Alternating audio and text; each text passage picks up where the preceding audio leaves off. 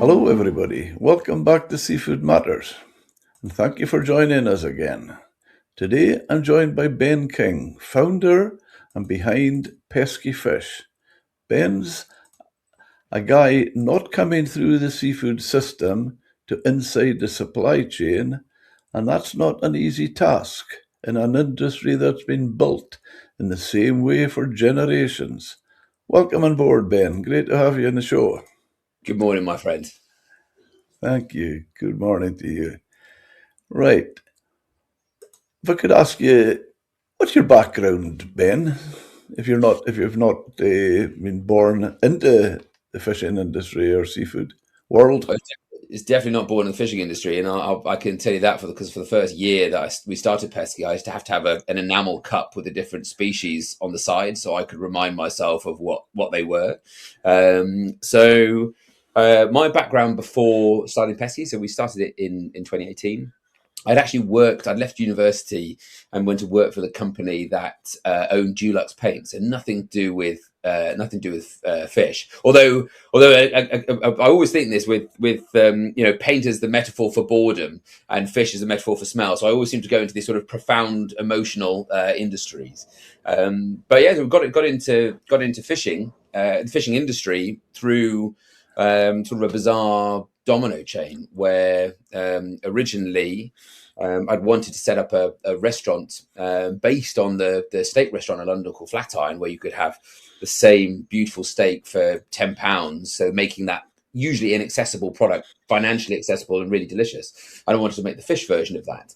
And I got to know the owner of that restaurant, and he said, "Look, we'd love to do this in fish, but we can't do it because you don't get the consistency of quality or volume, and you definitely don't get the consistency of traceability.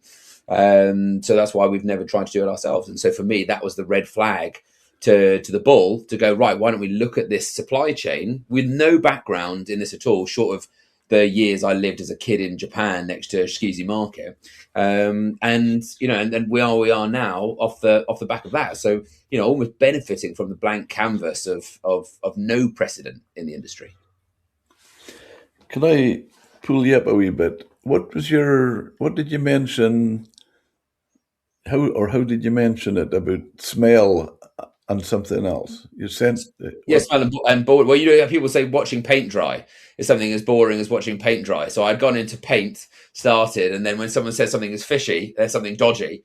So I'd gone from one industry that was extreme, that was the sort of personification of boredom, into one industry that was the personification of something going slightly awry. So no, but all quite emotive states. But there was yeah. no correlation to those two at all.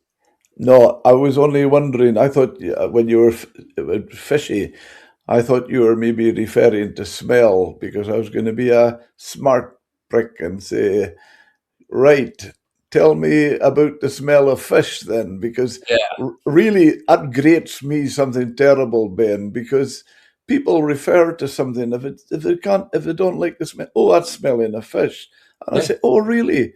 Well, explain what the smell of fish is, because I'm sorry, when you're dealing with fresh fish, you don't get a smell. Never. And it will, I know we'll come on to this, Jim, but this is, I think, one of the things which has been, so profound as an impact that has helped the business grow is because people have these expectations of what fish should be like based on their supermarket experience, or even some of the fishmonger experience, but predominantly the supermarket experience of smelly and slimy. And so when they get something which is the complete antithesis of that, where it is beautiful, clean, dry, but it just smells like the sea. That is that comment. This smells like it's come out of the sea. That is, and that is the sort of flywheel that people are like, wow, it's almost recalibrated all my senses, not just my palate, because of that. Yeah. Now the next one, pesky fish. What? How did you come up with that one? That would Well, be fascinating. so the name Yeah. came from the sort of the sort of two primary elements. Firstly, I wanted to try and find a word. Well, actually, three. I wanted to find a short word, and actually pesky. Because very few people actually refer to us as pesky fish. It always gets broken down into just pesky.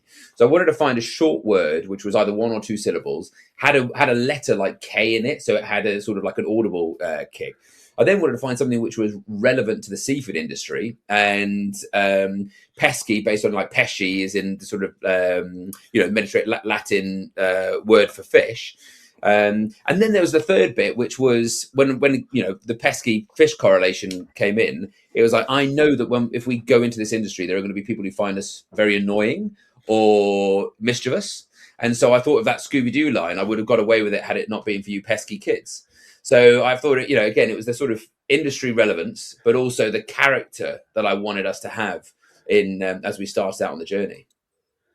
That's what made me think when you're going on about fishy and what you were trying to get at, because I don't know if it's the same down your way, but if you were to describe somebody up here as pesky, Yeah. it would be there would be an irritance. It wouldn't be, yeah, exactly. And but you've hit the nail on the head, Jim. That is exactly why I chose to use it, because but pesky is like an irritant, but it's not terrible. It's just like it's a bit naughty, if anything.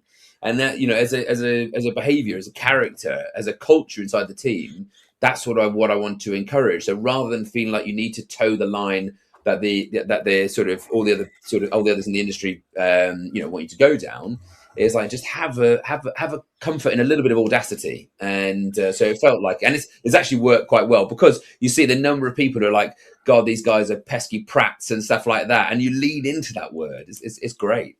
Yeah. Are you into football at all? I am. I unfortunately support a team that used to be fantastic, but now is not as great. I support Reading. That's okay. Yeah, that's good. You don't need to say that to me, because what I like people telling me is rather than the Liverpool's, Man U's, Arsenal's, their local team. I think well done. 100%. The reason I ask that is because when we're talking about pesky and the meaning that we refer to it, it reminds me of, I was hearing a report on a football match earlier this week, Celtic, the Scottish team Celtic, and there's a one of the Japanese players, Maeda, plays for them. He scored a few goals. He's all over the pitch. His work and the running he does is amazing. And in the post-match interview, one of the pundits described him as as a wasp in a barbecue. Yeah. Exactly. I think that's a great analogy. The thing is, the only difference I say here, Jim, is we're not trying to actively be difficult. It's not. There's no revelry in being difficult, but it's the willingness to not adhere to like the paradigm of how things have to be. So yeah, we're not trying to go in like Guy Fawkes and put fireworks all over the place. But it's just a mindset of carte blanche approach, and that knowing that will ruffle a few feathers.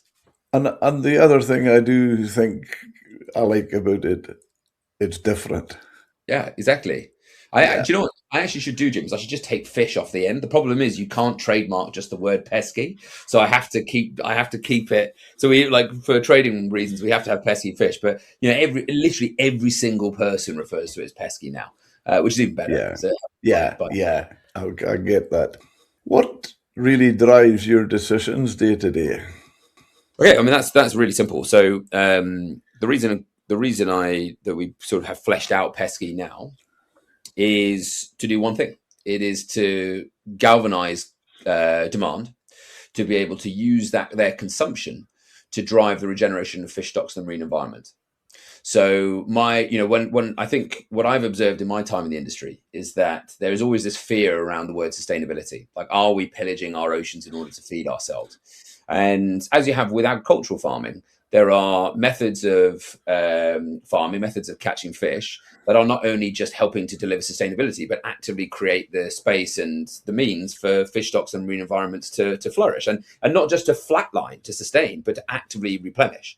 So every single decision inside of our business is driven by what is going to accelerate our goal, accelerate towards the delivery of that goal. So it means that we're not we don't have to do one commercial operation. We can have this consumer market. We can then have a distribution business. We could buy a mussel farm if we wanted to.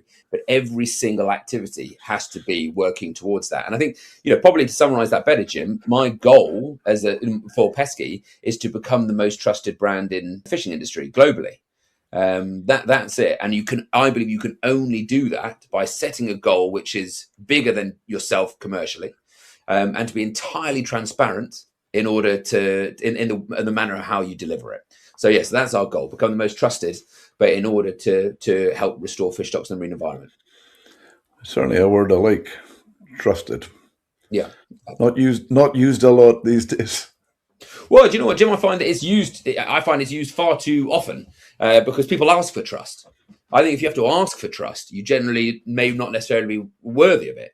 So that's why we don't go around saying please trust us, please trust us. It's like this is what we're trying to achieve without any expectation of having monopoly of what's right or wrong, but just saying this is what we're trying to achieve, and this is how you're a part of this. And please actively come and challenge us. And that trust goes into every single nook and cranny of the business. It goes into the fish we source, the resources we use in the delivery, the manner of how we deal with people's challenges and customer services.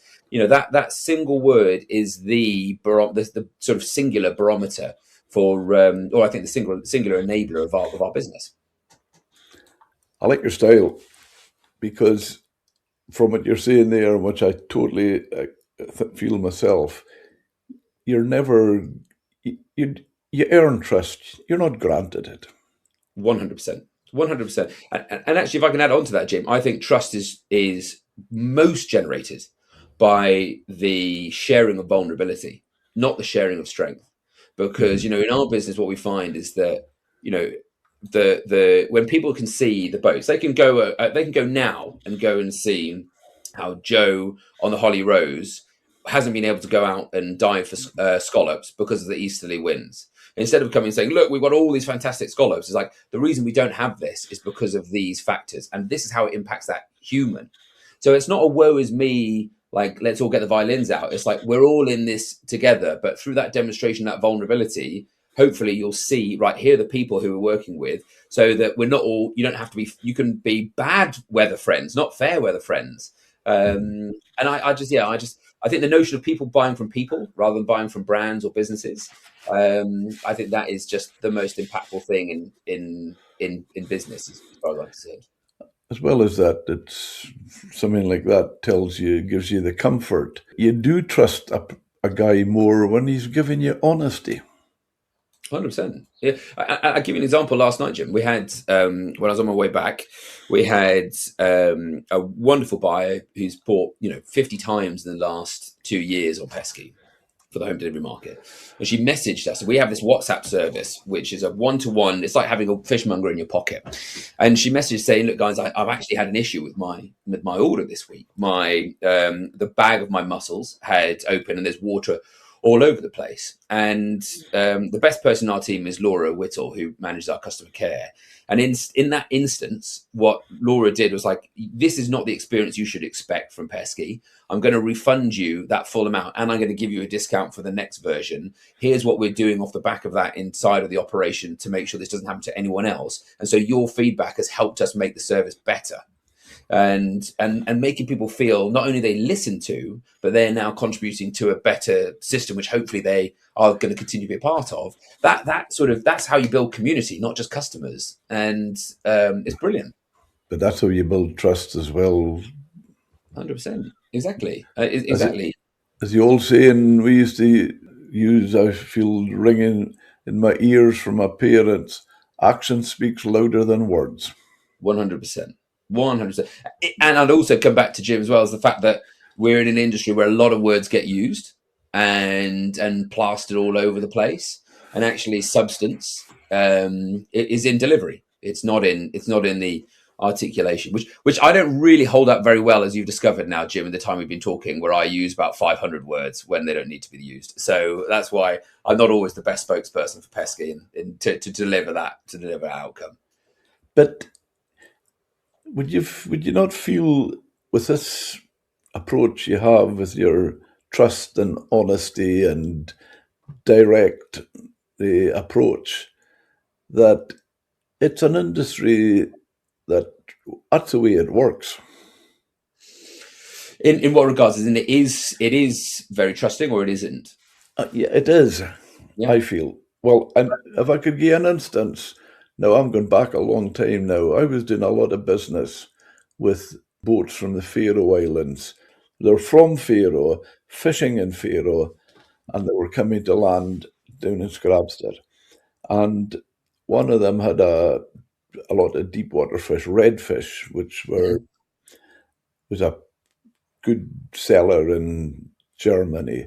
And I had a boatload. We put I think it was about five loads to Bremerhaven, company customer in Bremerhaven in Germany. And a few days later, after they arrived, I was down in my accountants in a town called Inverness, which Mhm. is about 100 miles south of us here. And I was down there, and my manager phoned me, and he says, "Oh, we have a bit of a problem." He says, "The redfish in Germany have been rejected. There's a problem with some parasite Mhm. that was in them in the area they were fishing, and they've rejected them." Now, we were standing to lose quite a few £1,000, and I've gone back a lot of years, so it was a substantial amount. And I came off the phone, and my accountant says to me, "Well, I can detect that that didn't go very well." And I says, "Yeah, just come down a clatter with loads of fish to Germany." And he says, "But," he says, "you're okay." He says, "You're okay." He says, "You've nothing in writing, and it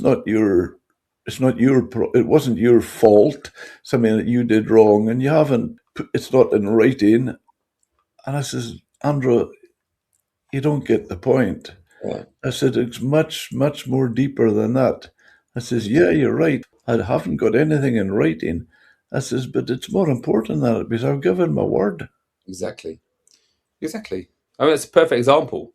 How many people read the terms and conditions on when they buy something on a website? Never. Yeah, And yeah, so, I think the barometer, and you summarised it perfectly there, Jim. Is that the barometer is? We always say is how would you want to be in this? If you put yourself in any of these customer circumstances, especially the negative ones, what would be the very best outcome? Not so that you felt listened to, but so that you would go and advocate for that business afterwards. So you can go, yeah, "I've had such a good experience from a bad one that you guys should use it," and let that be what you use that to guide your delivery, your yeah, execution. yeah. And what did you do in that circumstance then, Jim? What happened? What was the resolution? It was we took the drop. You just took the hit. Yeah, We exactly. took the hit, and that business continued. We kept getting the boats landing, dealing with the customer, and we moved on. 100%. 100%. I can tell you In we had something fact, similar. Go on, if sorry. I would say if I did it the way he mentioned and said, "Right, nothing in writing, so I'm not paying you," Yeah. well, that was that business finished. Yeah, gone, exactly. And to echo to that, I'm mindful I haven't actually told you what Pesky really does day to day, but we had in January when the big storm came in, and we had 200 boxes go missing because they couldn't get into the DPD depot, and because we are a fresh fish operation, we don't allow any second day delivery, so it has to be delivered on that day or they destroy it. So the way we ended up dealing with that was to message everybody in bulk saying, "Look, these are the circumstances that we're in. Under no circumstance will you ever have a fish delivered due day two, and if it doesn't arrive, you're going to get a full refund. We don't have the full information yet, but once we do, I'll share that with you so that you get to an absolute conclusion." And the response from people being like, they're not feeling sorry in a pitying way, but they're just like, "Well, this is, in this circumstance, this is how I would want to be. I want my expectations managed." And I said we often we've measured it. We find that the retention of buyers is far greater sometimes than when they've had an issue and we've resolved it than when they've had no issue at all. Yeah. It's the way to be. Yep, I'm with you. I'm with you. Eh, was there a moment you thought the traditional seafood system isn't just inefficient, it's broken? No, no, and I tell you the reason why for that, Jim, is perfect use of the word which I can't stand. Is this word broken? Because I look at where for a system to be broken, it would mean that supply does not get to any demand, as in there is just these big like inabilities for trade to happen. The reality is the fishing industry trade does happen. There are opportunities to make it more efficient, but that certainly doesn't mean it's broken as far as I'm concerned. So I think where again we come back to the original point on what is our goal. Our goal is to create this new supply chain that's exclusively sources regenerative seafood and then grows that part of the chain through aggregating the demand towards it. But that will happen, on top of the existing supply chain. It's not because the existing supply chain is broken; it just is inefficient. So, yeah, I see it as an opportunity more than like, oh, great, there's a broken system that we can go and mend.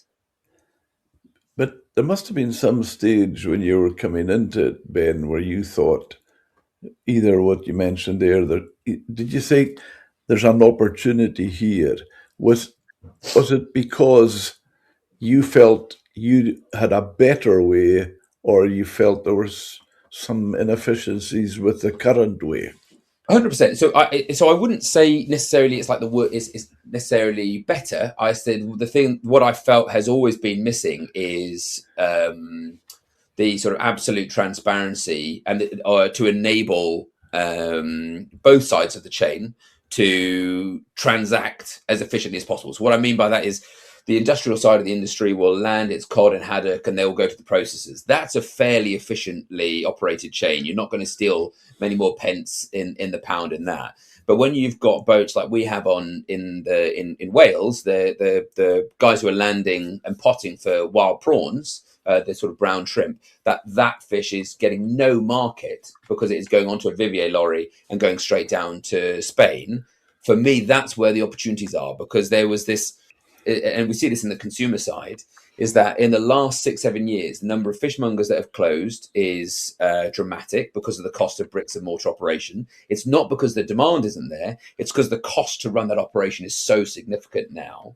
And then, secondly, is the fact that supermarkets have over 20 years. Not only what we see now is they've closed the fish counters, but actually the quality of the fish going into that counter and into the packs is diminished. So from our view, the open goal is getting wider and wider and wider to create a complementary chain that enables the demand, which may be 5-10% of the market, that wants to get access to incredible quality, domestically sourced fish, where they know their consumption of that fish is contributing to ecological goals rather than destroying it.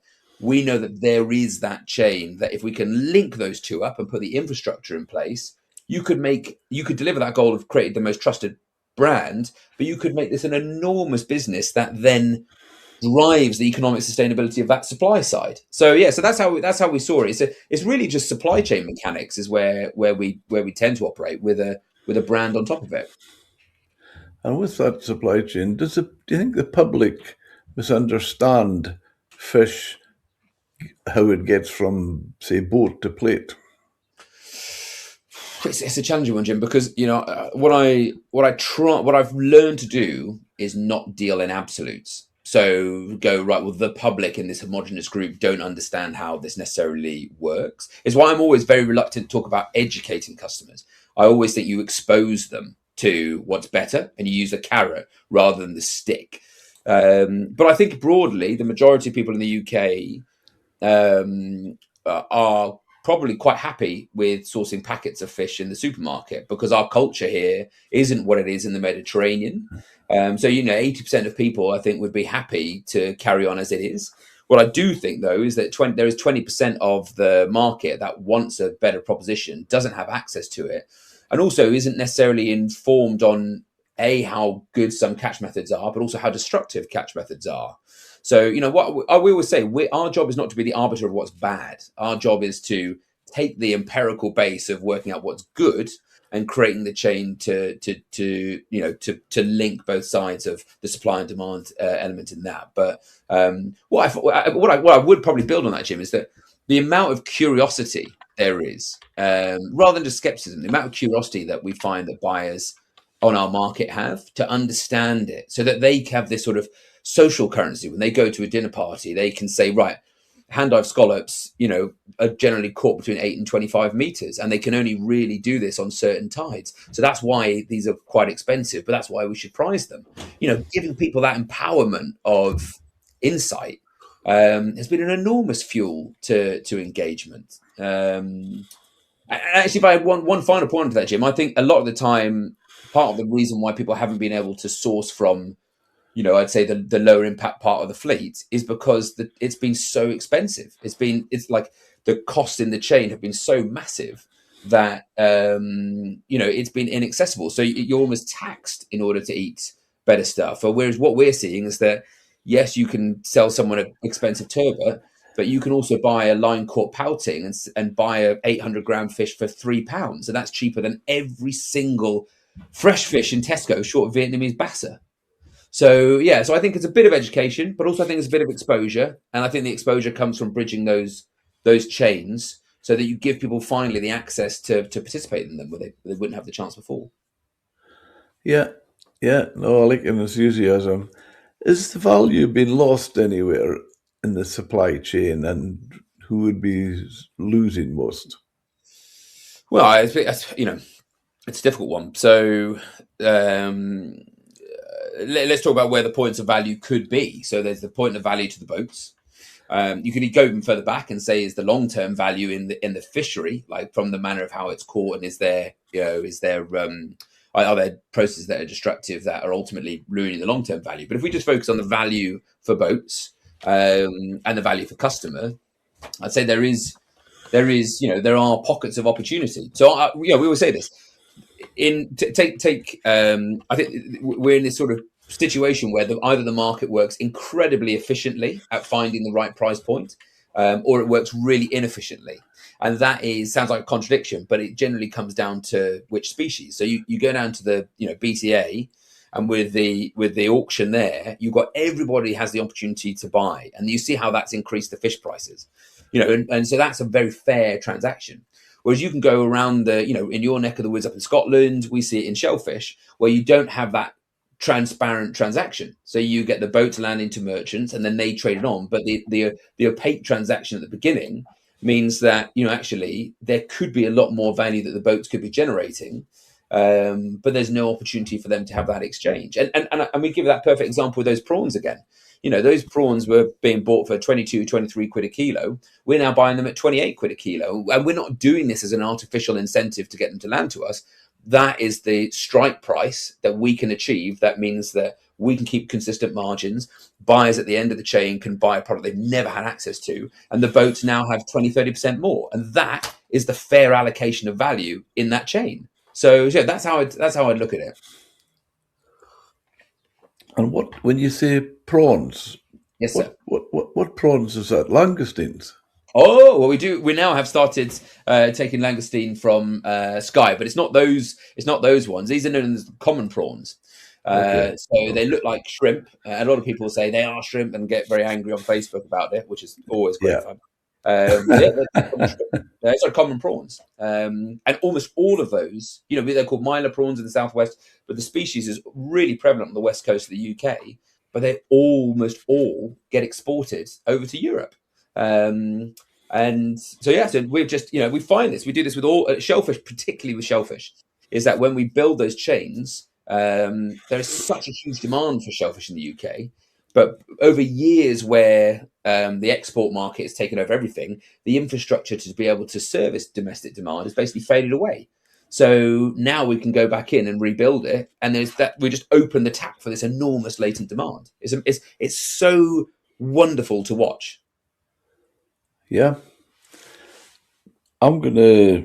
When you mentioned the word contradiction in something, and I'm gonna maybe contradict, and I hope not burst the balloon and it deflates a bit. But You've mentioned hand-dived scallops. Yes, sir.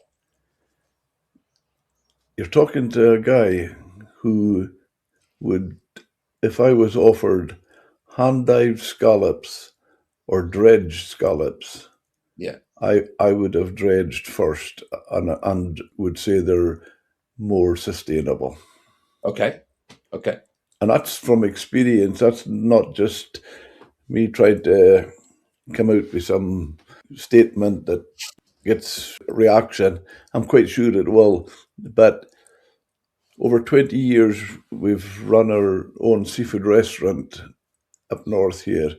And I've had undersized scallops from divers. Yeah.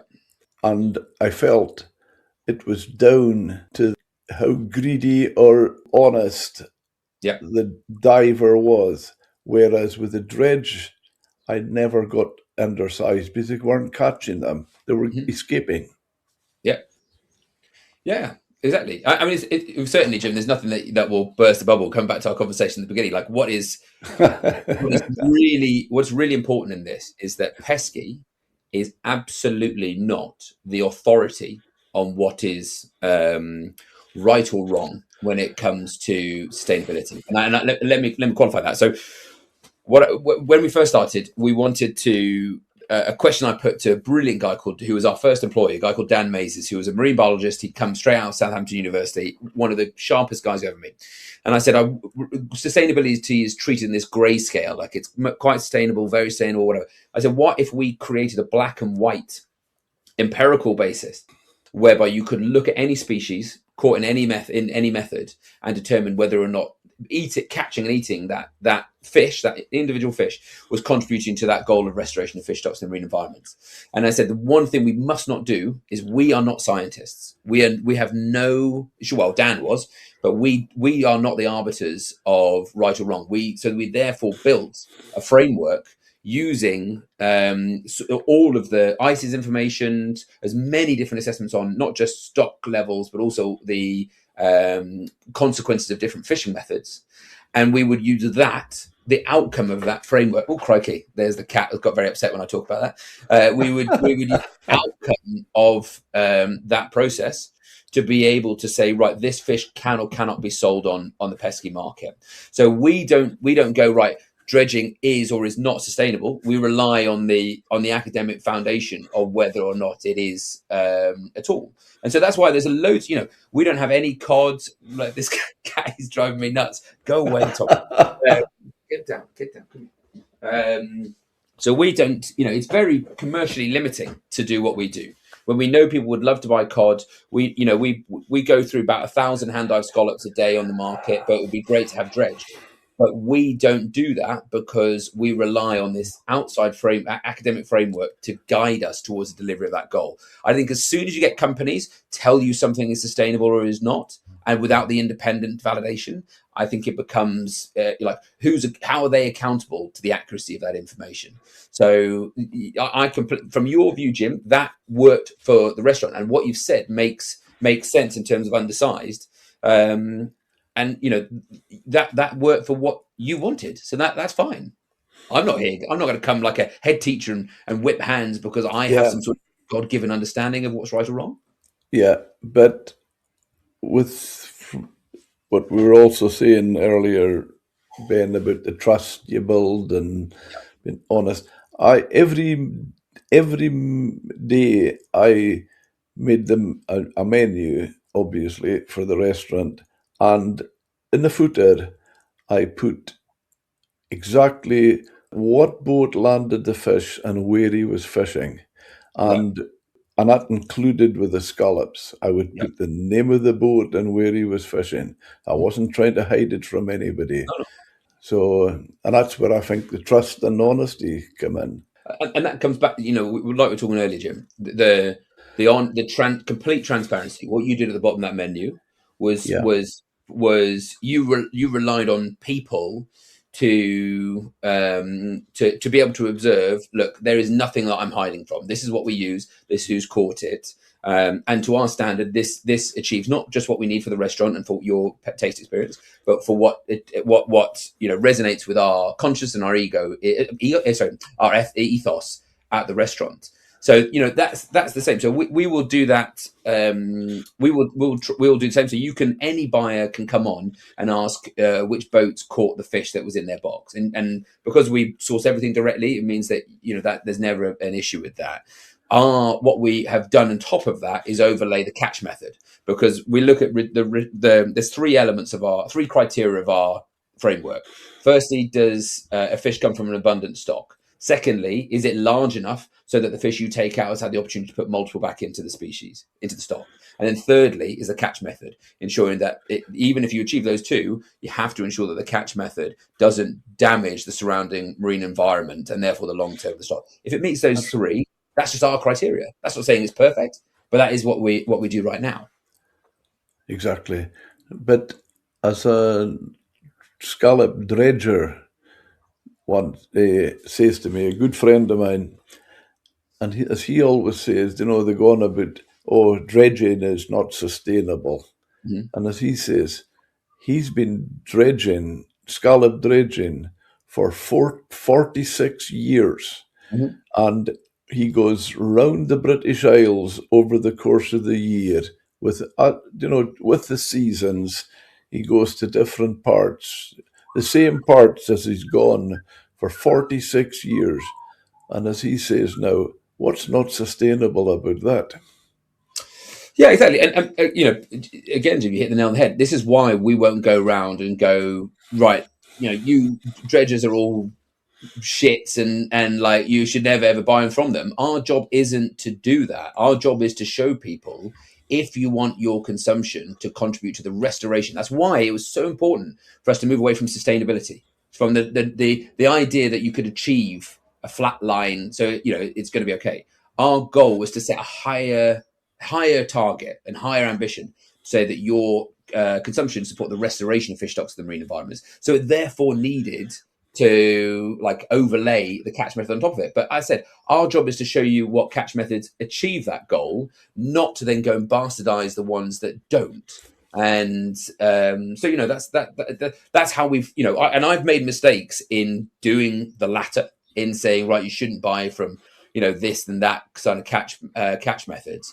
But in the end, I found that doesn't matter, because the buyers who engage with us are they're never going to have option to buy that from unless they go somewhere else. So let's just make them feel empowered and feel good. And that's the same thing. It's the carrot rather than the stick. Show them, if you come here, you're part of this. And rather than saying you shouldn't be doing this whack, whack, whack, because that just takes people out of eating seafood in totality. And that's not a good thing.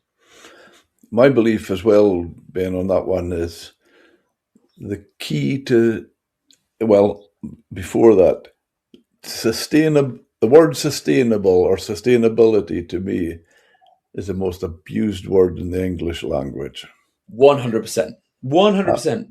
And I feel the key to sustainability is seasonality. And if we eat everything in season, we're healthier and the fish stocks are healthier. I think, again, the thing here, Jim, is that it comes down to how do you objectively define the word sustainable? And that's when I think it's so hard. The reason why it's so much easier to do regeneration and restoration is because it has to be able to demonstrate an upward trend. Whereas trying to achieve sustainability, and again, when you look at sustainability, people look at it through the lens of just ecological sustainability, not the economic one. And, as much of what we do is to try and generate the incomes for the boats that have the lowest ecological impact or are the most ecologically supportive. So, I think it's the definition. As you say, it's overused. Because it's so easy to plaster. No one's holding you account. I personally, what I think is worse is the word responsible and the word ethical, because they're so subjective. But people do them to leverage and cling on to people's goodwill. So that's why you'll never find that in what we do at Pesky. You'll never see responsible, ethical, and the only time we talk about sustainable is in the economic sustainability. So is there enough money coming in to support the job roles. But everything else is, we just never use that word for exactly the reason you just perfectly highlighted. Well, I think you're in a good place with that um, belief, and as you'll see yourself, when to try to say the way fishermen are conducting their operation is not sustainable, I think that's totally unfair, because what are they doing? It's their business. They're running their business, and who have they got coming behind them? Their own family. Yeah, So yeah, yeah. why are they wanting to be unsustainable when they've got their own family going to be the next people in that business? Well, do you know what? So this is, you hit again. I mean, this is why you do this podcast, because you keep hitting nails like the world's best carpenter. Like we did something on COD the other day, around how the fact that you'll see, MCS has written that down to avoid. You're starting to see people sort of pulling away from it from the North Atlantic, and I said the great shame of this is that is the fishermen who generally get chastised for it. And I said, look, we're in this situation. A lot of the time, the fishermen are going out and catching the fish that they are told by the government that they're within the realms of sustainability. If you don't have effective guardrails on that process, and everything is a reactive reaction rather than a proactive one, then we're going to be in a situation where we are now, where instead of putting the fire out when it was a spark, it's now a big wildfire. And who suffers the most? The boats and the businesses that are then dependent on the catches of those boats. So yeah, I that's why I just think it is. We do everything we can to make them. Okay, you asked earlier around, is there value that's lost? I believe there is a lot of value that's lost through mostly ineffective short-term regulatory tactics rather than long-term regulatory vision. And if you fix that, then the goals of fishermen and fishery scientists will exactly align, because both of them will want more fish in the sea next year than there are this year. So that's how. Anyway, that's just our view. Again, I'm not saying that's right. I'm just saying that's how we look at it. Well, I would say it is right. The one thing that I would add to that, which complicates it, Ben, is there's a vast difference between fishery scientists and environmental scientists. Mm. That's where the problem, environmental. Yeah, exactly. And how do you get to a consensus? Look at what's happened with mackerel. We're Yep. in this horrendous situation now, whereby it's like the Chuckle Brothers, to me, to you, in terms of all the different nations trying to have their fair share of the pie. I don't know whether you agree with this, Jim. I'd be interested to see if you think there's any legs in this. But my view has been to take quota out of the hands of government and instead run it like we have with the Monetary Policy Committee in the UK, where you have it as an independent body of both fishermen and environmental scientists who have to find their way to a consensus and set it on that basis. So you're not subject to short-term political cycles. You can work fisheries resources and natural resources for a long-term goal. But that's obviously almost certainly not going to happen. But Well, yeah, I can tell you, Ben, in our previous podcast, I can't remember the number, but the episode number, but Michael Kaiser, he's he's in Heriot Watt University in yeah, Scotland, a real visionary, top guy. I have huge respect for him. And as he says, and listening to him, I just thought, wow, what foresight. And yeah, directly to that, what you're saying there, Ben, which I totally agree with, what he says, what he reckons we need to do? The industry needs to take ownership. yeah, yeah, And when it comes to foreign boats overfishing or anything, he says we take ownership, we yeah, police it, yeah. we establish quotas. The industry controls it, and I just think, oh, there's that's so visionary and positive. Do you know what? So Professor Kaiser's, we used a lot of his. You can come onto the Pesky website and read. It's a 40-page white paper which took us 2 years to build, which provided the academic input into our regenerative framework that we spoke about earlier. Michael Kaiser's stuff, all of his work over the last sort of 2 decades was hugely informative to determine how we should approach wild fisheries. We also have the same structure for aquaculture, that's we talked before we started recording this about the benefit of coming from outside the industry. And I think that this is one area where it could work, where everyone can define and measure the problem. But instead of trying to evolve from the foundation of where we are today, you go, if we were to solve this problem, how do we carte blanche it and then try and meet the needs of everyone? And that's the hard part. So it's part of the reason why we're trying to build. We've got 26,000 people on our buying list now. My aim is that we get to 100, 200, 300,000, and not just in the UK but abroad. So you galvanize this demand to be able to generate the political pressure over time to start changing these things. And it's not going to change in days or weeks or maybe even months, but with a consistent, logical foundation argument. My expectation is that we can change these things over time. So all power to Michael, as far as I'm concerned. I'll be right behind him as the Robin, the podgy Welsh Robin to his handsome academic.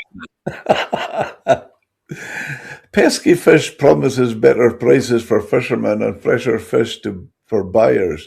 Can you sustainably deliver both at scale? Yes. But I think this comes back to our conversation earlier around a real understanding of the market. People, instead of treating an average price for fish, where we have the highest amount of impact is on fish that traditionally don't have a market direct to consumers. And that's where instead of making a 5 or a 10% increase in price, you actually are in multiples of price. So I'll give an example of that. So one of the most popular species now on the pesky market, is the 8th most popular species, is pouting. And pouting we were able to buy for 35 pence a kilo, even in the great auctions, like the digital auctions. And the reason, that same with dabs, same with flounders. So we're paying now just over £2 for flounders, whereas they're getting, like £1 or so, even less than that in the markets.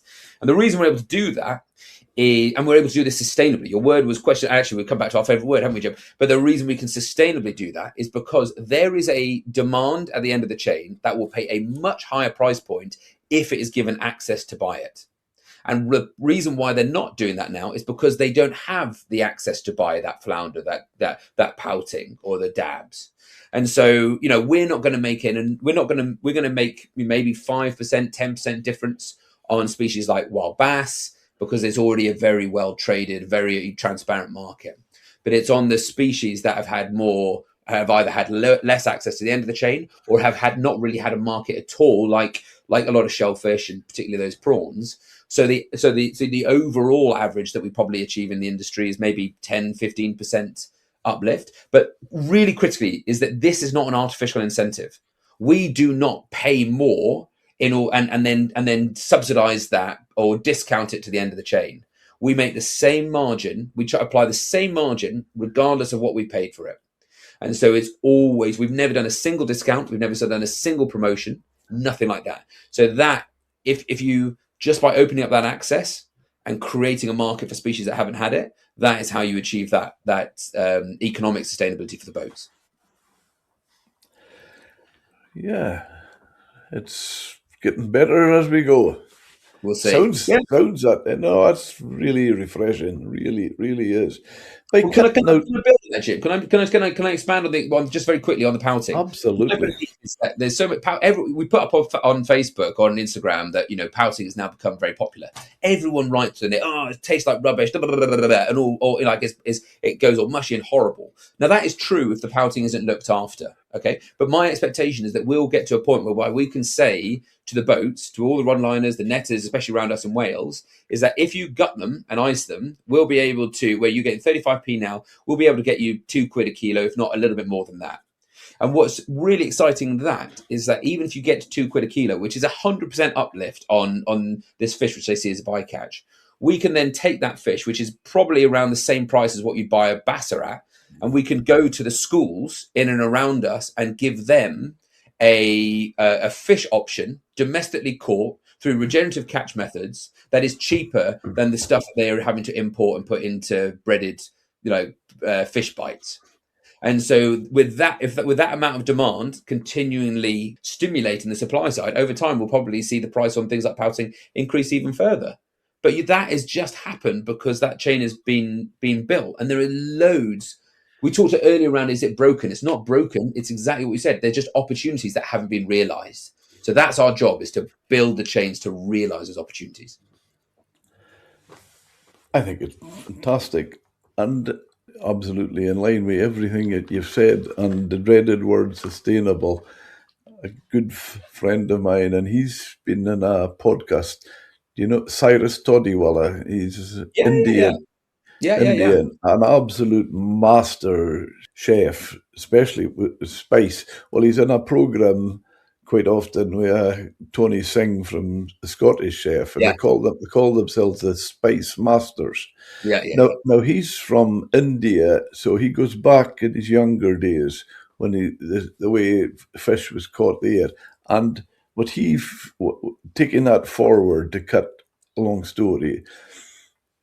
His view, Ben, to make the fishery more sustainable, the best way to do it is sell more of the bycatch.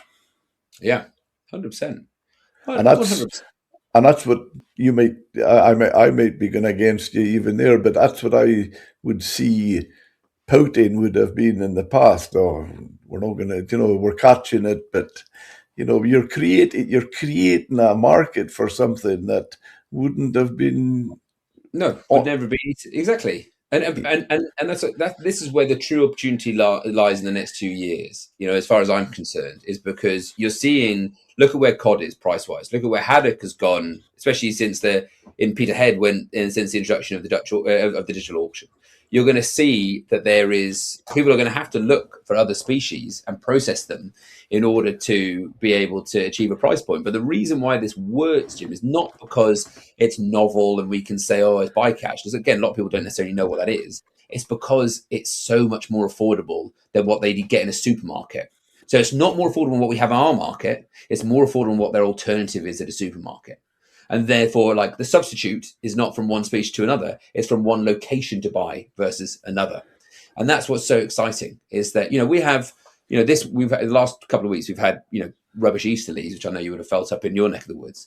So we haven't had the breadth of species, but, we can have 38, 40 species on our market at any point in time and different cuts from them. So how do we get the cheeks from the pollocks and the monkfish? How do we get the liver as well from those? And, that's why the beauty of e-commerce in this function is that we have to press one button, which then publishes that list to, almost 25,000 people now. And so it doesn't matter whether they're native British, Mediterranean, from an Asian background. If they are domestic consumers, they can now come and buy from everything that the sea gives us in the UK. And so that's where the opportunity is. Just open up those markets and see where the confluences are of supply and demand, and it will always end up better as a consequence of that. It'll always end up more efficient from that visibility. Could I ask you on a point there you mentioned with the monkfish, yes, the sir. cheeks and the liver? Yes, sir. Are you using the jaw? Do we sell the heads? Okay. We sell the whole heads. So, and those are so popular for people to take them for stock. And so you can buy 2 heads of a monkfish for, I think, £4. I mean, they take up an enormous amount of space in the box, but it means there's no waste, and someone is then using the calories that are in it. But again, perfect. Well, let me ask the question: what makes you ask about the jaw specifically? I saw the dish, Ben, and I've done a lot of business in the past in the Basque region of Spain. Yeah. Bacalhau, wet salting fish in Scotland here and sending it out there. And I went back and forth a lot myself, and I ended up really close friends with the guy I dealt with, and we're still we're still that way. He's in his 80s, I'm in my late 70s, and we have a great friendship. And it's when I was out there, we had monkfish, Mm. and it was a smaller size, and the two jaw bones were Mhm. attached to it. Mhm. It was almost like a arch shape. Yeah, no, yeah, yeah. And I thought this looked stunning. And so I started doing that myself in a restaurant, and it was fantastic. And some people would say, mm, don't like a bone. I said, Yeah. well, do you like chicken wings? Oh, I Yeah. love chicken wings. Well, you'll enjoy Exactly. that. But perfect. I mean, we might come on this later, but you know, we had our first bluefin tuna in at the end of last year, and we sold 93% of the landed weight to consumers at home. And that Wow. included the collars, which were incredibly popular. That included the head split down the middle and then sent. It included the skin being sold separately because of the collagen, and the fat would be used as a great base for ramen. And the only bit we didn't end up selling was the gut lining. Now we could find a dog food company to send that to, and then we'd be near on 100%. People bought the bones, they bought the frames, they bought the obviously the cheeks and everything. And so yeah, I think if you try to build a business through the lens of just what British people will consume exclusively, then you probably do stick to the bog standard ones. But there are a good niche group of people who will come and buy those items, expose people like you're doing in the restaurant to it, and then change behaviors. And Yeah. that's what's so beautiful about what you've done. Yeah. It's funny you should mention there because I had a fish factory producing mostly fresh fillets, and we were supplying most of the main cities in the UK. Honestly, well, I'm not going to, you'll probably get this completely. I could break down the whole country into haddock, Yeah, Yorkshire, yeah, cod, Birmingham. yeah.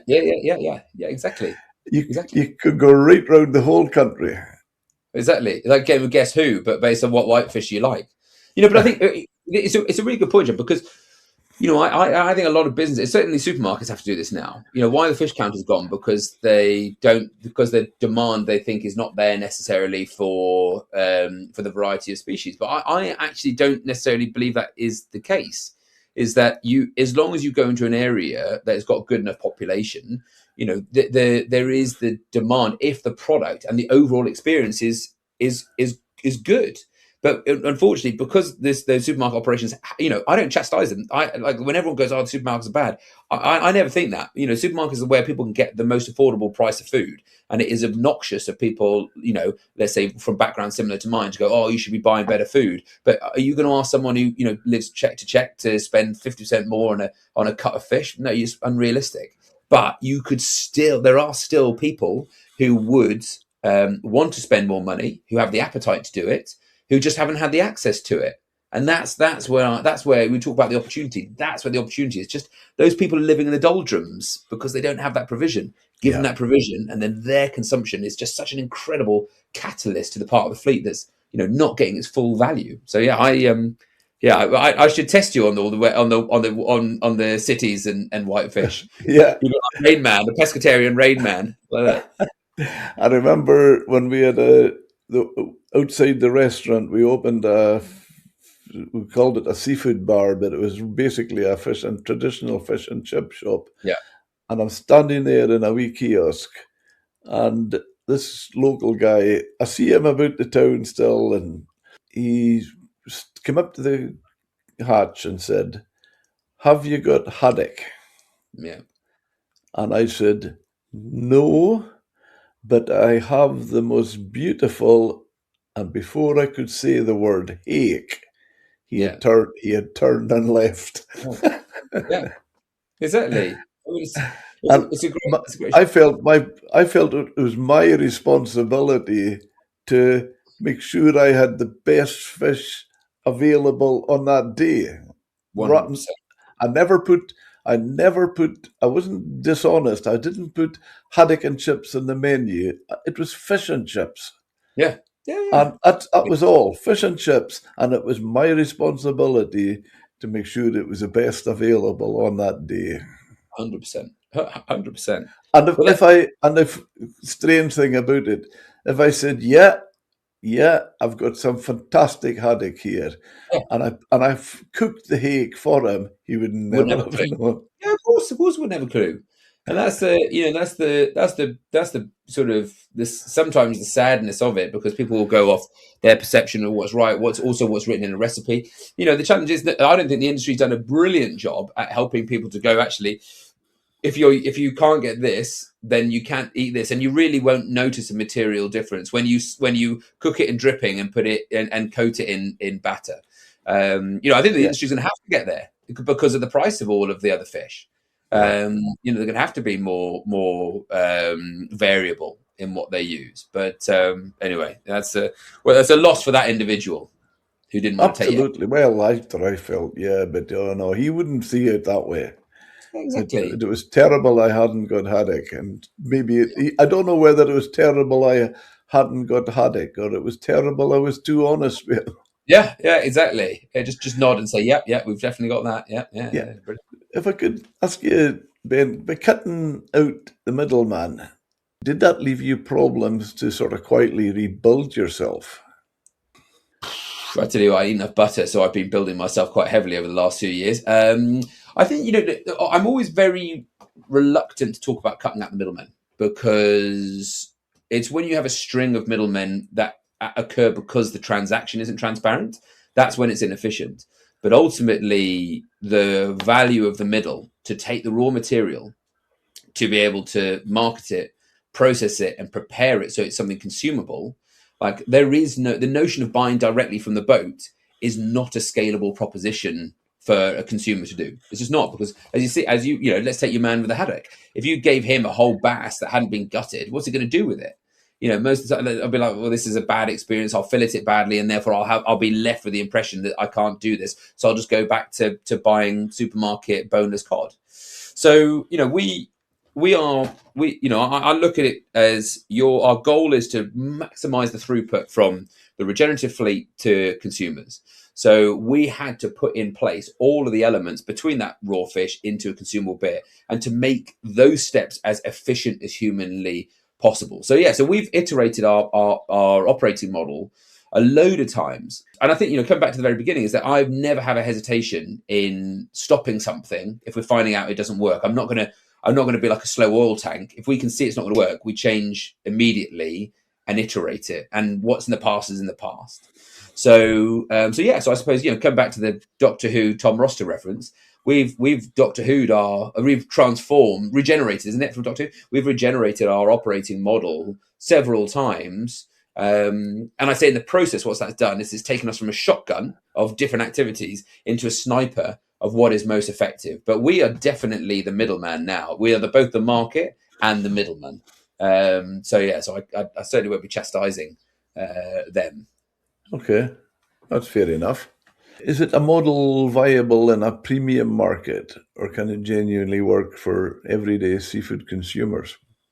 So I think that's a brilliant question. So if we say everyday seafood consumers, let's look at what that is. That is them consuming predominantly in the UK, predominantly imported fish, which has been blast frozen and then thawed into chilled state so it can sit in the supermarket and then be sold at a price point. And that's why there's so much the proliferation of farm fish now. Now, can Pesky's model replace the supermarket entirely? Absolutely not, because we're never going to have the industrial super trawled fish or even some of the bigger boats. It's just not that doesn't align with the goal of restoring fish stocks to the marine environments. So Pesky will always be a niche in terms of its ability to maybe cater to 10% of the market. But what it will do is it come back to the examples like pouting and the dabs and the flounders, is that we will be able to find the means of, helping caterers service schools, like in that example of pouting, with cheaper quality fish, because we've created the open exchange for it. What I think actually is more scalable is to take the model we have now, to grow it to a level to be able to get to a point where you've built that trusted brand, and then to work alongside some of the other middlemen who like, let's say, take New England Seafood, who do the majority of supermarket fish now. It is far more efficient for us to build the brand, identify the source, work with the supermarkets on the products, and then to work with them to fulfill it, because we will never be as efficient as a New England Seafood will be. That's why our model will scale as the brand scales, hopefully into different territories. But the one thing we'll never do is assume that we have to deliver the operation. Our goal is to maximize that throughput. So we'll either build the capability ourselves if we can be the most efficient, or we will partner with other businesses if they're more efficient at making that price point achievable. So that's probably not really answered your question, Jim, but hopefully there's some nugget in there. No, definitely. No, it's your view. I'm not sitting here with magic answers and hoping and just wondering or tick. It's not a tick the box exercise. I've asked you a question and you've answered it. I respect that. Thank you. So when you say maybe you're backing fishermen, but asking them to just say to change how they operate for generations, there must be difficulties in that for you, is there? From our view, we actively don't tell them to do something different. We show them, if this is done, this is the price benefit that they can achieve. So, and I give the example of Phil Thomas, who's wonderful, 6'4", rod and liner as well as netter out of Buryport in Wales, where we're based. And he used to play for Llanelli Scarlet, so a big guy. Fishes with Willie, who's very small. And they catch grey mullet, line caught bass as well as netted bass. But the brilliant thing they do with their nets is they have very small soak times, 15, 20 minutes at a time. So they all come up alive. So I said to Phil, who's getting $2.50 to maybe £3 for the grey mullet, I was like, look, we can, when bass is so expensive, we should try and make grey mullet a product that people trade out bass for and have grey mullet for. But right now the mullet coming in, they haven't been gutted and they've also got blood in them. So that's going into the meat when you caught them. So I said, why don't you bleed them, put them into slushed ice, bring them back in, let's cut them open and let's see the difference. And when we did that, you're like, wow, it's literally night and day. The meat is translucent off the back of it. And I said, right, we can sell this now for maybe 30, 40, 50% more. So that means that your price has gone from, £2.50, £3 to £5 or £6. So you come back to that point of leading with a carrot rather than the stick. So if they don't want to, that's up to them. That's fine. And therefore that's the price that we can command. But instead, by doing something which is of benefit to more humane to the fish, is a massive increase in the quality. So therefore the experience that someone will have, and therefore the likelihood that they'll come back and buy it again. But actually putting more pennies in the pocket without asking them to catch a single more fish to do so. So that is what we do in terms of helping to guide boats to maybe tweak the outcome, but it's up to them how they do it. In terms of, it's up to him how he bleeds and guts and nicks. All we do then is go, right, this fish looks incredible. Now we can certainly sell this for more. It's funny, you're making me think back, and I would really love to think you've had a positive response to that. But it reminds me, going back a long time, and hake was the species we were catching here. Now, there was a limited market in the UK, but a massive, massive market in Spain. Yeah. Now, by gutting them, by just an incision in the gut to take the gut out, don't break the collar at the top. That was important. Now, I've been talking to some Spanish buyers, and they were saying about the importance of this. Yeah. Now, what we were talking about then, Ben, was hake. A good size hake would maybe be between £4 to £5 a kilo. Yeah. Then, just exactly what you were saying there, changing the way they would gut them. Yeah. Yeah. Was putting it between £10 and £12 a kilo. Look at that. Getting it to market. And I spoke to a fisherman, skipper, close friend. Oh, he says, this is fantastic. He says, you maybe want to go down below and speak to the crew and just explain to them, which I did. I was walking across the deck and I was just had my two hands on the ladder, my foot on the first rung, and I heard one of the crew say to the other, "Oh, he's telling us how to gut fish now." Yeah. Exactly. Exactly. But you need the characters like you, Jim, to be able to have the humility to go, look, I'm not telling you that you should do this because it's right or wrong. I'm telling this because A, it's going to make more money for the boat. That's going to be more money for your wages. So look, Yeah, this, and it's the lowest hanging fruit to put more money when you get back on land.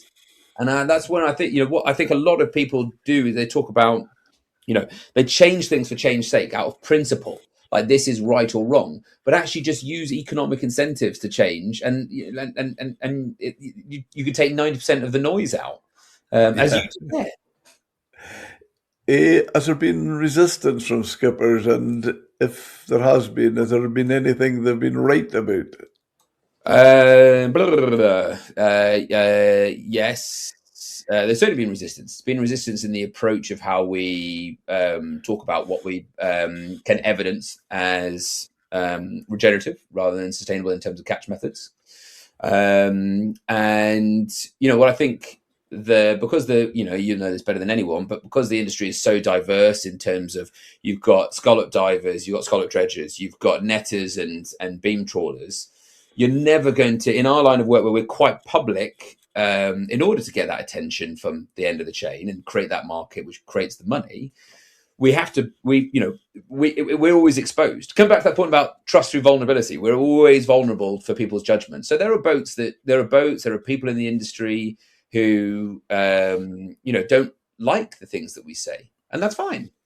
I think what I take umbrage to is no one from the fishing, like who's a fisherman, because if this is your livelihood and someone is telling you this isn't the best way to do it, you're basically saying the way you make money is bad, and that's that nobody wants to hear that. So I completely understand why people say that.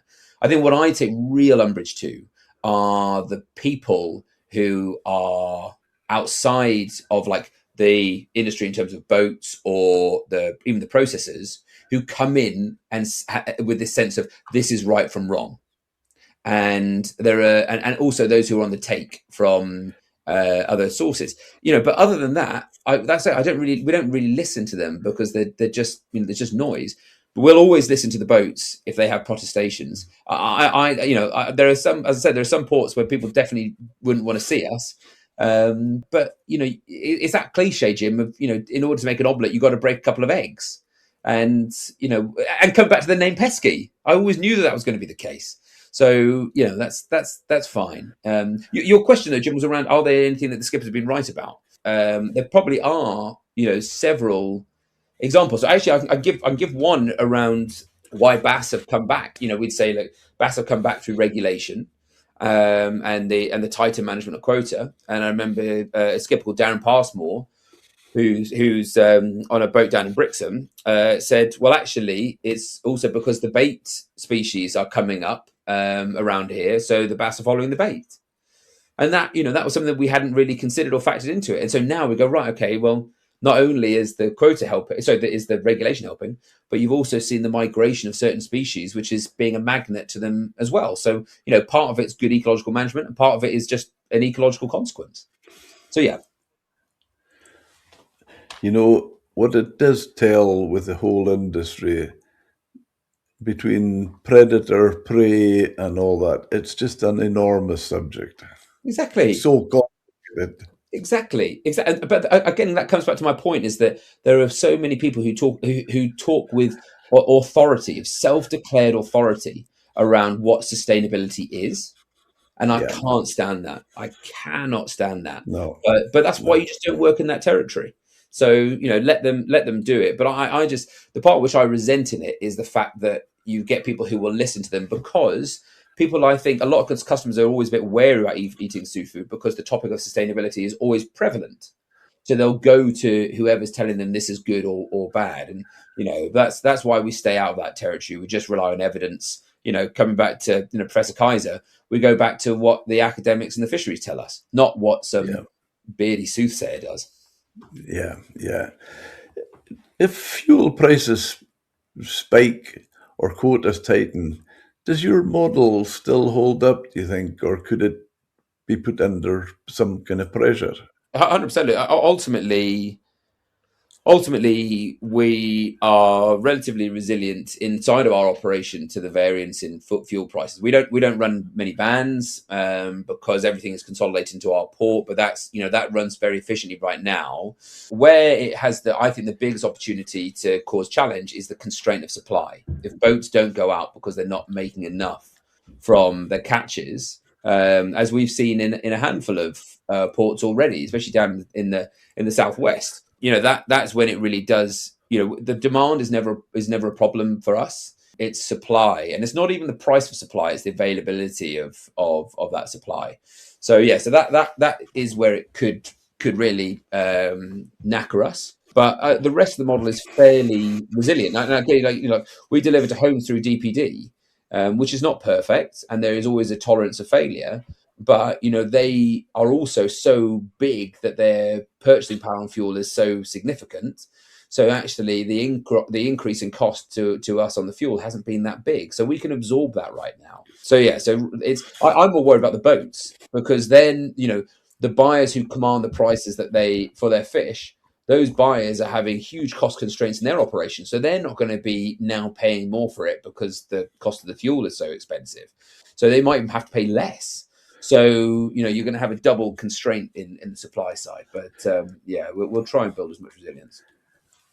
You're giving the impression here, Ben, that that last question about pressure, I'm thinking if we're to mention the word challenge to you, I'm quite sure you would say, bring it on. Well, I don't. I come back to the word pesky. Look, listen, the benefit we have here, Jim, is that we are not. When you think of a really brilliant fishmonger that will sell Dover sole, monkfish, all the sort of popular high premium species, those species make up maybe 20% of our market, maybe less than that in terms of demand. What people will often come and buy are the poutings, dabs, and flounders. They'll buy the wild mussels, which they can buy a kilo for $7.95, and it turns up alive and can last in the fridge for 3-4 days. They're now buying spider crab meat rather than brown crab meat. So I think what we don't try and make the most amount of money from trading the fish. Our goal is to maximize the amount of fish that is traded through our chain. So we will always look where the best value opportunities are. And a great asset that we have been able to develop is the mechanism of communicating to our buyers. So, email is still very efficient. I said 25,000 people on that list. We now have a WhatsApp one-to-one service, I think I mentioned earlier, where there's just over 1,500 people on that now. And you will then not just get a list of what's come through that day, but we do a video as saying this is what I would direct you to try. Come back to that word on trust. And that video, even though WhatsApp is 5% of our customer base, it makes up 35% of all of our orders just from that 1,000 customers, 1,000 mailing list. And they generally will buy what you direct them to. And so, yeah, you can. There's always like opportunities in those kind of challenges. But I'd conclude by saying it comes down, I think, to the trust in the brand. If I tell people, look, you can buy these pouting, and they'll be as good as a small haddock, and they're now more affordable. People are not having to spend a load of money to follow my advice. They're getting an incentive to do it financially, and they're still having beautiful, delicious fish. So yeah, there's always opportunities, I think, in chaos like this. Indeed, indeed. Always an opportunity. I totally accept that. Do buyers really care about sustainability when price is on the table? Oh, okay. So again, this is another almost another absolute reductive answer to like buyers as this homogenous group. I would say if I had to pick a number in our customer base, probably 50% don't really care. Like 50% want the product and wouldn't care how it was caught. or even if there's an abundance of that species, they just want access to brilliant quality fish because they can't get it in supermarkets or fishmongers. But I would say half of them do care. I think the big challenge, though, Jim, is that we mentioned earlier, is that historically you've had to pay a shed load more for sustainable fish than you would do for fish that may not necessarily be the case. And that's the economic problem that we're trying to solve. How do you make that fish financially accessible as well as ecologically brilliant? So I think and when you can do that, it raises sustainability and impact far higher in people's considerations because they're not being taxed in order to have that experience. They can feel good about it, and that drives the tension of them. That drives the referral they have to their friends. So yeah, I mean, and I'll give you a perfect example. When Seaspiracy came out a couple of years ago, and I remember people being like, or like we're going to be stuffed. The New Statesman the next day did an article saying if you want to feel good about the fish that you source, buy it from Pesky. So Wow. that was Brilliant. brilliant. But again, it comes back to the word trust. Yeah. That's why we can never break our Yeah. promise of achieving those regenerative goals. Never, ever, ever, because then you just dilute all the goodwill you've built overnight. So yeah, we never will. Another thing that's come to my mind, as you've been talking, there's so many things thinking back. Now, this conversation I had in the 60s. So we're talking, my God, we're talking a lot of years, A good time ago. Yeah. a lot of years. And when you think how relative it is today, which I find a lot of situations, people think new ideas and that sustainability, the dreaded word, Mm. they, you'll be hearing some environmental groups or people coming up with this great idea, new idea they have on how to live sustainably. Ben, as far as I'm concerned, that's all we were shown what to do from our mothers and fathers. Mm.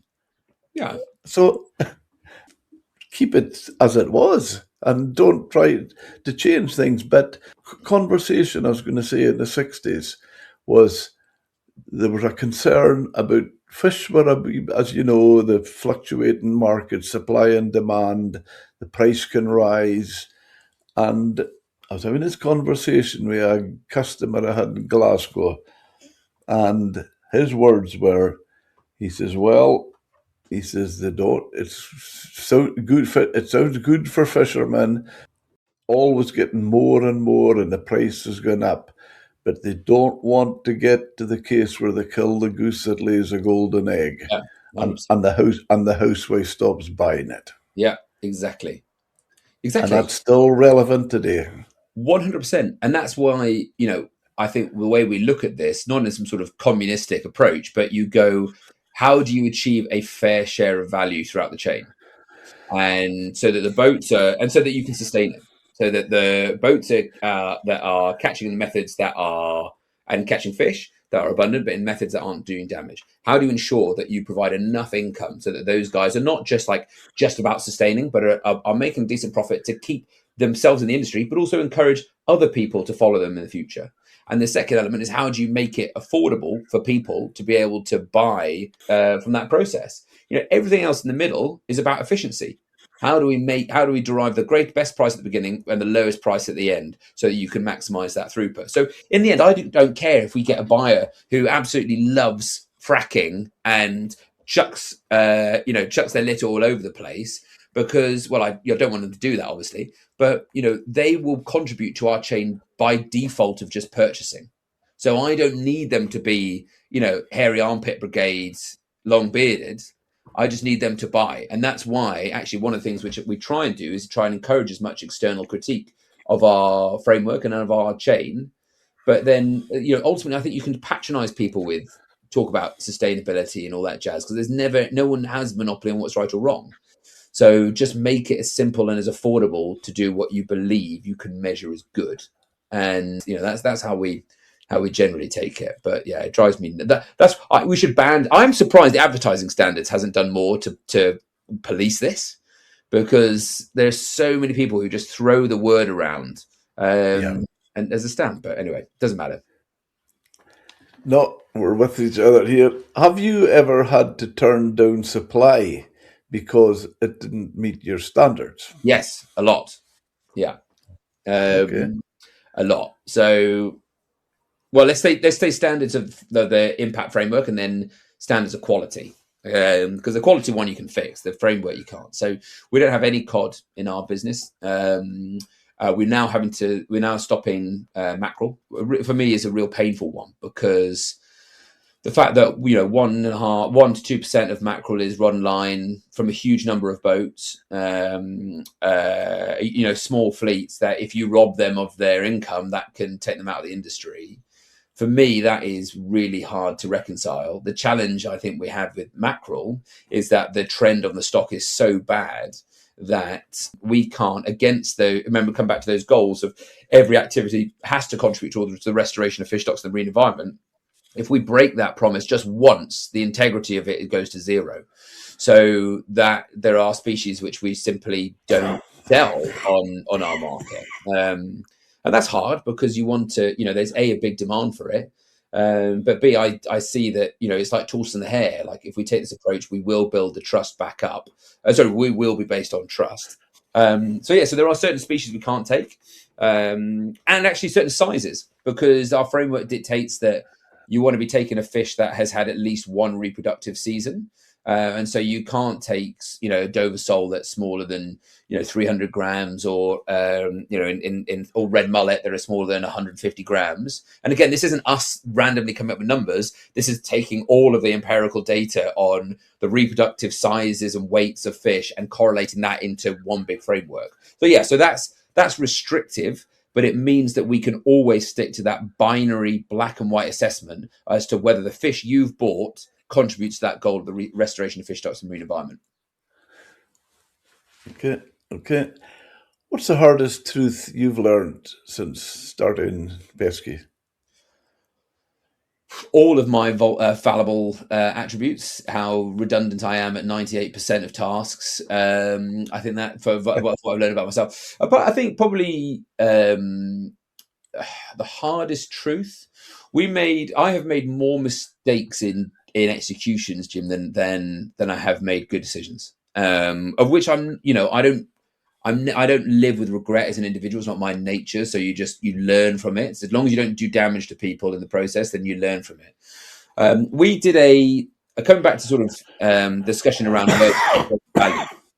We took over the management of Hastings Market in 2021. At the beginning of 2021, and the goal of that was, our intent at the time was to become an alternative first sale market for the inshore fleet. That's what our goal was at the business, because we didn't have any consumer side of the business at this point. And in that experience, we didn't have a digital auction. We had traders to do it. We had boats that we could get all the boats in excitement. So we started with 1 ton a day, and within 8 weeks we had up to 20 tons a day in that running through that market. And that grew far faster than we put the infrastructure in to manage the trade.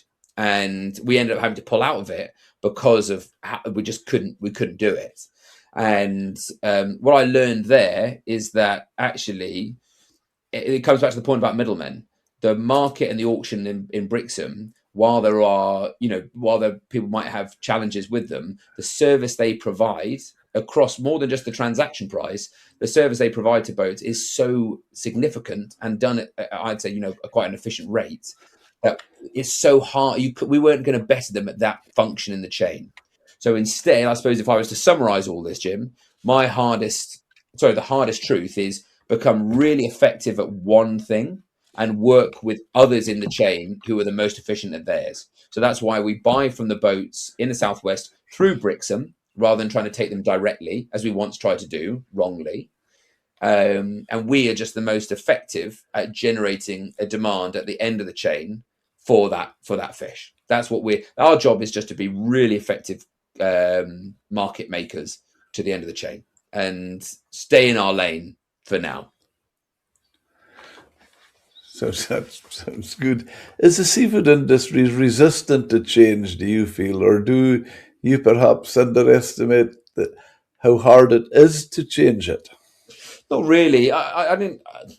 You're getting, yeah. It's probably a challenging question to answer. I don't think the industry is in our neck of the woods is resistant to change. Let's look at where would change have to manifest. Is it that are the boats going to change their catch methods? Some of them might do if the price makes it worthwhile, and we've seen people that already have done that, so that's great. Are buyers resistant to change? I think buyers in the middle of the chain are more so than buyers at the end of the chain, and I think that's more to the damage of the merchants in the middle sometimes. But I understand why that's the case. I would argue that we don't really come across a huge amount of resistance to the people who are involved in our chain. We've got all of the boats that take those shellfish boats, the boats that land the prawns. They've been landing to the same place for years, and now have started coming to us. But why have they done that? Because we've been able to offer great price, and the buyers who bought their prawns, a lot of them have stopped buying farm prawns. For our line of work, maybe the resistance for the rest of the industry is ultimately irrelevant, because we're not treading on the toes of those who are trading huge tons of processed haddock and cod and all that jazz. So I don't see a potential resistance as a barrier for our expansion. You don't recognize a closed door. I do, but it's coming back to the point on taking on the right challenges. If I tried to get into let's create a different kind of marketplace for processed fish. It's going to be hard to replicate the function like Auxis that does that. It's going to be hard to replicate the function of Peterhead. And then where do we add value in that process? We can't really do it. So I generally try and direct our activities into the areas where there's a load of low hanging fruit, and because money is the carrot rather than the stick. You don't really come across huge resistance, and the resistance is usually external from people who aren't involved in our chain. And in which case, you just block it out. It doesn't matter. It's just noise. So yes, I don't really see a big problem. Who would you say benefits from what you're building? You, the chefs, or the fishermen? Well, I don't see that. They certainly shouldn't be mutually exclusive. Who should benefit the most in the long run is the fish, the marine environment, and the fishermen, if we do our jobs correctly, because you've provided the financial incentive to boats to catch in a way that supports the marine environment, and you've allowed them to, in that process to recover. And if the bigger demand you've done, if we stay completely adherent to our framework, which we always will, then everyone wins. People get a great quality product, or a quality that meets their needs. The boats are getting as much as much for their fish as that market can create for them. So I don't see it as zero sum. No one is losing because we are winning. And that's not strictly true. There are other, let's say, people who sell fish to homes and stuff like that, who, if we take that market share, then they might lose some business. But my expectation is what we do grows the market. We're not cannibalizing from inside of it. So I don't think anybody loses as a result of what we do. I hope. My response to that one, Ben, you're just being yourself. What I was given it was almost like the hook was almost like a negative, and I was maybe looking for a positive. Yeah. And when I'm saying it's just, you're just being yourself. When I said you, the chefs, or the fishermen, yeah, I was expecting, I didn't expect you, but my sort of answer, I thought, would be everyone. Yeah. Them all. But then after you've answered, I thought, well, you're being yourself. Rather than one word, you've given 100. All I need to do, Jim, is start with the right word and then qualify it later. And now everyone to fall asleep through the rest of the answer. But you're right, that's it. Pesky's. We are entirely transparent about how we price fish, because we don't have different margins for different fish and all this jazz to make the most amount of it. We charge a static amount as if we are a marketplace, the way that BTA charges a fee. So you can see how much we take, how much more we're charging on top of the value of the fish. And also what we'll show you is how much our costs are in our operation. So how much does it cost to put a box together? How much, like the all the materials, how much does it cost, £5.70 for it to get to you next day? How much are we paying the fileter per box? So that transparency, so that you feel like, okay, well, here are all the elements that go between the boat and it being a prepared fish in my kitchen. And I'll either judge whether or not I feel that's a fair value or not, and that's up to them. So it's my expectation is that everyone should benefit if we grow the category, and I believe we are. I think so. I hope so. Certainly, definitely. Well, before you're getting reviews like that, tells you you're doing something right. 100%. But take a perfect example. Who do I think that we take when people buy fish from us? Where have they come from? What would they otherwise have bought? And they would have otherwise have bought a fish from the supermarket, or maybe a fishmonger, but obviously there aren't loads of those left anymore. Or they may not have been buying fish. And I think that is the most exciting bit, is when we see people who go, I've stopped eating fish because all I could buy is the fish from supermarkets. So you've brought people back into it because you've given them an experience that tastes incredible and is now financially affordable. So you've grown the category in totality. And in growing it, you're then using that demand to support that part of the fleet. So that's what I said. We're not doing anything clever here. We're just playing with the mechanics. That's it, to try and enable a fair distribution of value, and one where that the all of the throughput in that chain helps to restore fish stocks in the marine environment. It's really quite simple in that regard. It's just activating it's not so simple, but what we're trying to achieve and who benefits off the back of it is, you could draw it on a whiteboard with 6 or 7 lines. Quite simple. Looking ahead, what does success actually look like here? More volume, better prices, or changing behaviour? Okay, so success is defined. Let's take the goal of the business in terms of the restoration of fish stocks and marine environment. Finding a way to measure that is hard. We're actually in the process of trying to do that. But success for us is volume. It's not profit. The profit is the byproduct of that volume. So, I summarize Pesky is essentially 3 things. Pesky is trying to be the most trusted brand in seafood globally, and it does that by creating profitable commercial operations within the supply chain. And the third bit is where every one of those operations supports the restoration of fish stocks and marine environment. So over time, what we'd want to do is to grow our presence in the chain. And I say right now, our Trojan horse is the consumer market. But once we get inside of the walls of Troy, then we can work with retailers with a branded product. We can work with, down at the supply side.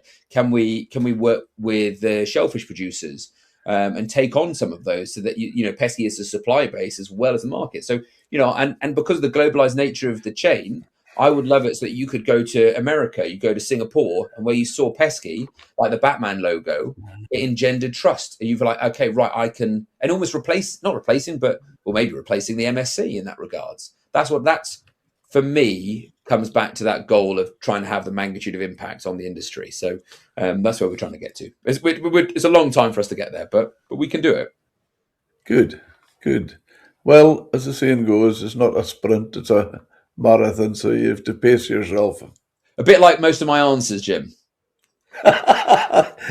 Yeah, but in fairness to that one, I would say, Ben, I've asked you to come and have the conversation, so it's you I want to speak to. I don't want it to be somebody else, or you trying to be somebody else. No, the barometer, Jim, is if I'd ever be asked to come back. I think that's whether or not you'd know whether or not whether that would work well. But yeah, you're well, right. I know. Yeah, but also I think I know what response I would get if I asked you to try to be somebody else. Yeah, exactly. But and if I could almost just finish on that point, Jim, is that when what I think helps us at the moment. So we do daily video each day, and we put up a lot of content now, and we don't pay for a single advert. We don't pay for any money on promotions or discounts. But instead, I think what people see is is a business and a brand. And a company that's not trying to project professionalism, but is just trying to project authenticity. And that helps us a lot in a sea of in an industry that I believe that has to project professionalism a lot. So that's I think afford to be silly, afford to be human, afford for people to know me as Ben rather than someone who works at Pesky. And I think that is the an enormous catalyst to engagement. And then as long as the service underneath it is great, you'll acquire them initially, and then you retain them, and that's how you achieve behavior change. Coming back to that expression, the carrot rather than the stick. Do you see this staying UK focused, or does it need to be global to survive? It needs to, what is in our business? Did you say? Sorry. Yeah. Yeah, it has to be global eventually, because of how globalized the industry is. If you want to have a meaningful impact, when we're importing 80% of our fish, which is I know a stat that everyone loves to throw around. That means that we can only ever have a meaningful impact on 20% if we took the rest of the market. So, I would I would love to go to the Indian Ocean and build a chain within tuna. I'd also love to go and work on one of the other elements as well. Is I think that farm fish is so unbelievably stigmatized, and I think it's so wrong as an absolute approach when there are farming practices of fish in the same way there are farming practices on land that are actually very good for the animal as well as for the environment. And given that, farm fish is probably how we're going to consume the majority of our seafood in the future, I think it would be mad for us to not look at expanding into that. So yeah, we haven't started in the UK out with some divine sense of nationalism. We've done it because it's the first lily pad for us to jump onto in this pond.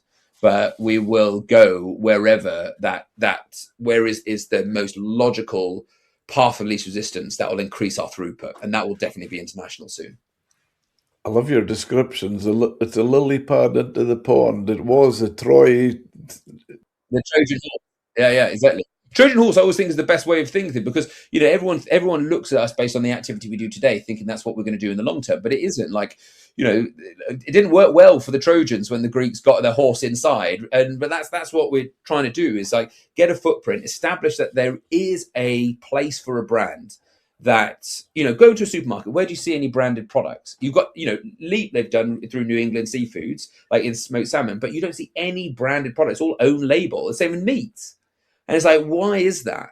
But what if you could give people who are searching for reassurance, who don't trust the MSC? I'm not saying that's right or wrong, but may not necessarily trust the MSC of things like Seaspiracy.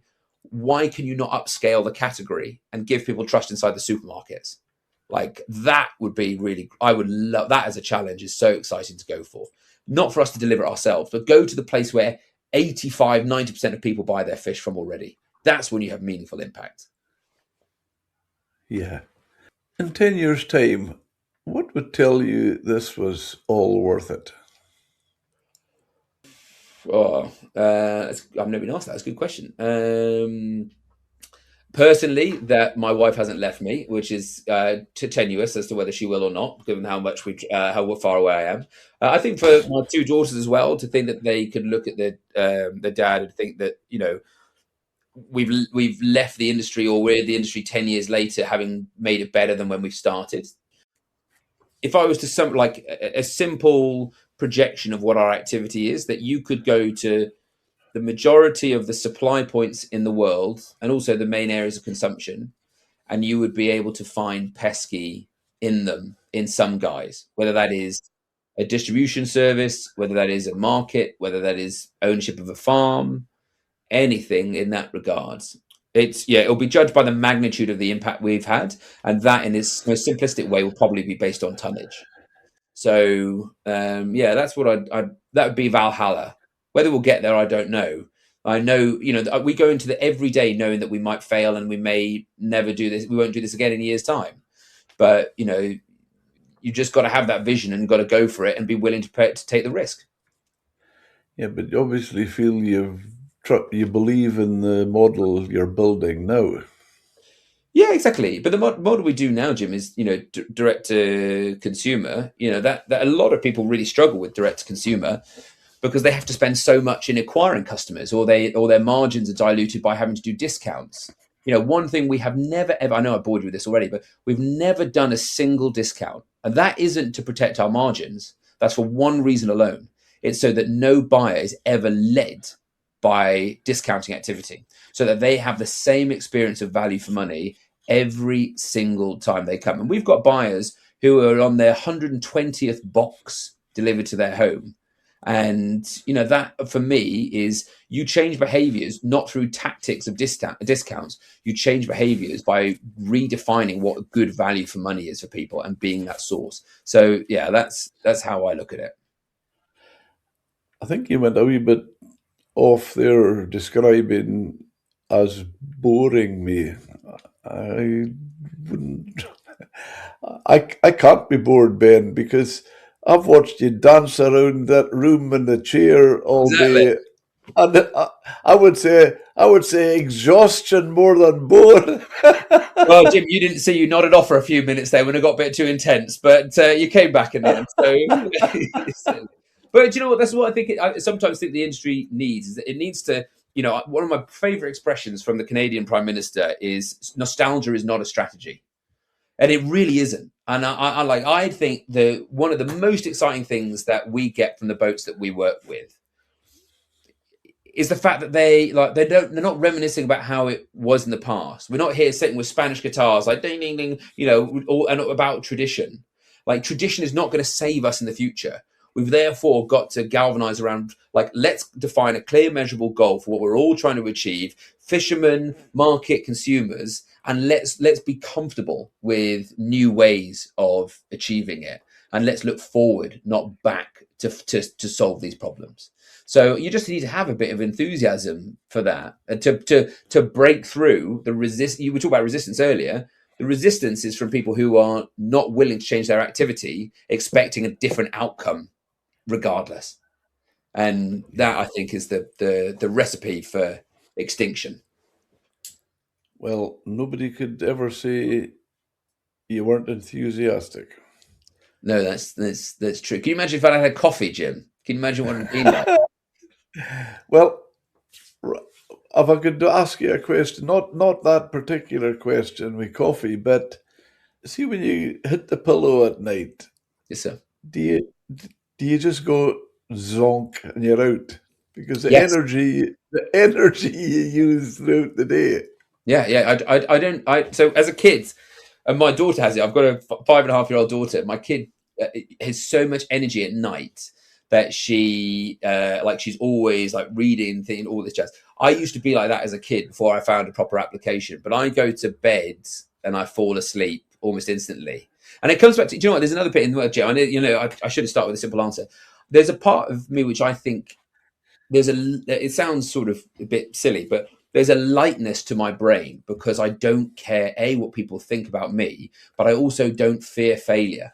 So like I will do everything we can to mitigate it and the impact on it. But if we fail from trying, and we can always look back and say we did our best and we thought this was right, but we took a punt, then if we fail, we fail. And our backers are the same in that regards. They're not treating us like a bank. They're expecting us to take leaps to make a difference. So if you just accept that lack of judgment and the potential for failure, it means you can sleep well and be most fueled for the day ahead. And now I find that recipe helps me a lot. There's only one thing I think you've missed there when you said about the energy, how you should have said, "Yeah, I get that from eating pesky fish." Yeah, well, I tell you where I actually get it from, Jim. I get it from venison. I have been eating more venison than you can imagine. I feel like I'm eating. I feel like Popeye when he eats spinach. Like I eat so much fish. I mean, you can see my hair is just. I look like. I mean, I may as well have got a skin fade the other day, but my hair is incredibly lush. Thank God. My face, unfortunately, looks like Gollum's loin, and my hair is magnificent. But a combination of whitefish, shellfish. I eat so many of the wild prawns, and then venison. The problem I have, Jim, is that I have like a Saturn ring around my stomach because of all of the salted butter that I usually have with it. But other than that, the omega-3, everything is the zinc is great. Brilliant, fantastic. Well, I'm with you there on the salted butter because to me, unsalted butter is Pointless, tasteless. pointless. It's just a text. Pointless. Exactly. Yeah. Where can our listeners follow you online, Ben? And do you have social media accounts? Yeah, great question. So you can find us on all of the socials. Instagram and Facebook in particular is where we tend to get the most amount of people to sign up. Generally, people can come on onto the social profiles, click the button, and then they can put their email in. What we find is that the vast majority of people sign up via email, and then what they then get is either an email, or if they join the WhatsApp group, they'll get a broadcast at 5:30 on the days of the market to say exactly what has landed. The challenge you then have is that you get 4,000 people coming on in the first 15 minutes and, taking almost all of the market in that time. That's something we're trying to fix, because it's also one of the greatest sources of people leaving us because they can never get what we've told them is there. But yeah, the thing I say about the email, you'll always get our emails are always a barometer of not just seasonality, but the true reality of fishing. So there are days when we have like one fish and that's it, but it will at least be what you see is what you get on our market. It would just be I'd conclude by saying every single buyer that joins, regardless of how much they buy, they become part of this chain. They become the catalyst towards that goal, and that is I will never be anything but grateful to everyone who puts their money where their mouth is with the support.